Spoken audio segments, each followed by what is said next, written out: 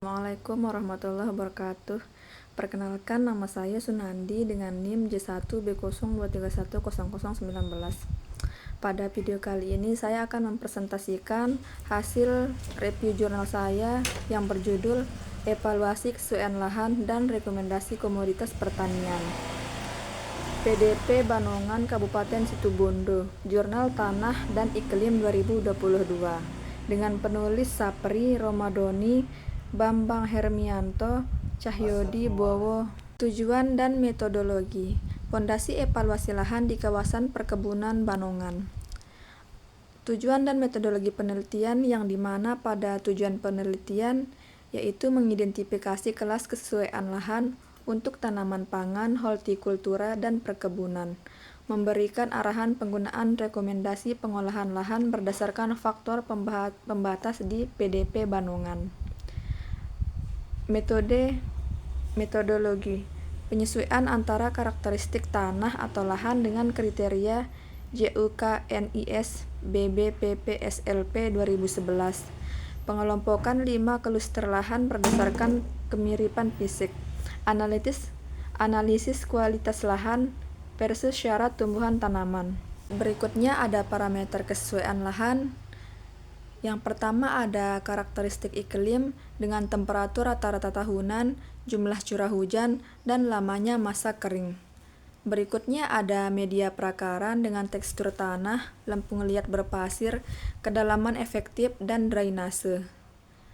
Yang ketiga ada ketersediaan oksigen, yang dimana kondisi drainase tanah untuk menunjang respirasi akar tanah. Meter kesesuaian lahan 2. Yang pertama ada tensi hara dan kimia, kapasitas tukar kation KTK, pH tanah, dan kandungan C organik. Berikutnya ada toksisitas dan sodisitas, salinitas DHL dan EC, dan alkalinitas ESP yang menjadi pembatas utama. Selanjutnya ada fisik lahan, yang dimana pada lahan ini topografi atau kemiringan lereng, dan persentase bentuan permukaan. Pada slide berikutnya ada hasil tanaman sorghum, pangan, aplikasi pada kluster 1, 2, 1, 3, dan 4. Sorghum merupakan komoditas yang paling direkomendasikan untuk area dikarenakan ketahanannya terhadap iklim kering. Kluster 4, kelas sangat sesuai atau S1.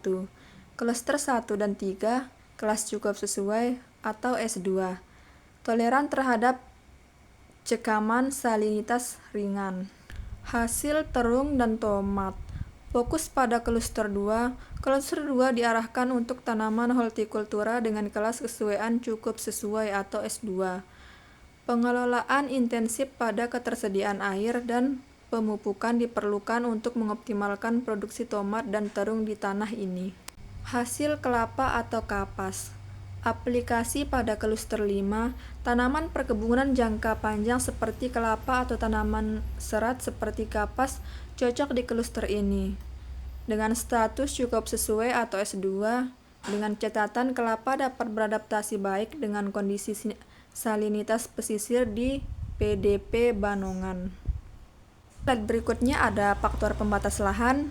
Yang pertama ada salinitas dan alkalinitas. Nilai DHL dan ESP yang tinggi menjadi kendala kimia utama bagi pertumbuhan tanaman. Yang kedua ada iklim kering, curah hujan rendah dan masa kering yang panjang membatasi ketersediaan air. Yang ketiga ada kedalaman tanah. Kedalaman efektif tanah yang dangkal di beberapa titik membatasi perkembangan akar. Pada slide berikutnya ada tersedia tabel, yang dimana tabel ringkasan kesesuaian lahan ini pada kolom pertama ada kluster lahan 1 dan 3 dengan rekomendasi komoditas ada sorghum, kelas kesesuaian S2 atau cukup sesuai dengan faktor pembatas dominan salinitas iklim kering. Kluster lahan 2 dengan rekomendasi komoditas terung dan tomat.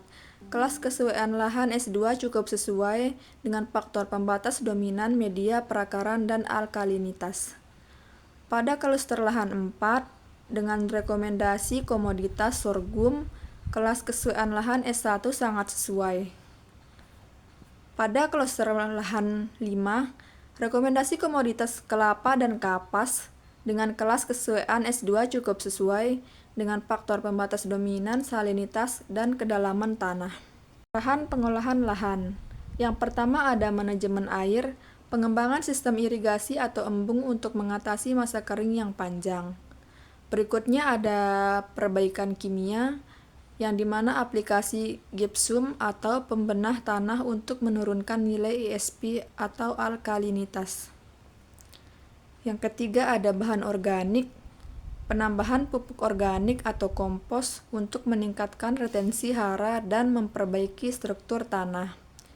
Yang terakhir ada pemilihan varietas menggunakan varietas tanaman yang toleran terhadap salinitas dan kekeringan. Sekian presentasi dari saya, kurang lebihnya mohon maaf. Wassalamualaikum warahmatullahi wabarakatuh.